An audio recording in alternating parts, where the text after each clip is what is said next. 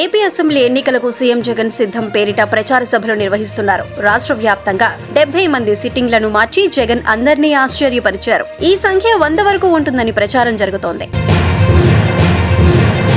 వీలైనంత త్వరగా రాష్ట్ర వ్యాప్తంగా అభ్యర్థులను మార్చి ఎన్నికల ప్రచారంలో ముందుండాలని జగన్ భావిస్తున్నారు. మరోవైపు ప్రత్యర్థి పార్టీ పొత్తులతో వస్తే జగన్ మాత్రం సింగిల్ గా వస్తూ తన సత్తాని నమ్ముకున్నారు. వాస్తవానికి జగన్ మొండిఘటమని, ఎవరి మాట వినరని, తాను చెప్పిందే జరగాలని అనుకుంటారు అని ప్రచారం ఉంది.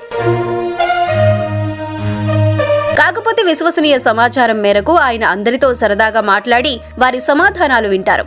కాకపోతే తాను చెప్పాల్సిన దానిని సూటిగా చెబుతూ ఉంటారు. ఎలాంటి మొహమాటాలకు పోకుండా నేను చూసుకుంటా అని చెప్పి హ్యాండ్ ఇచ్చే వ్యక్తిత్వం జగన్ది కాదని సన్నిహితులు చెబుతూ ఉంటారు. ఇటీవల కొందరు సీనియర్ నేతలు జగన్ ను కలిశారు. మనం 1,65,00,000 కుటుంబాలకు గాను 1,45,00,000 కుటుంబాలకు సంక్షేమం అందించామని జగన్ చెప్పారు.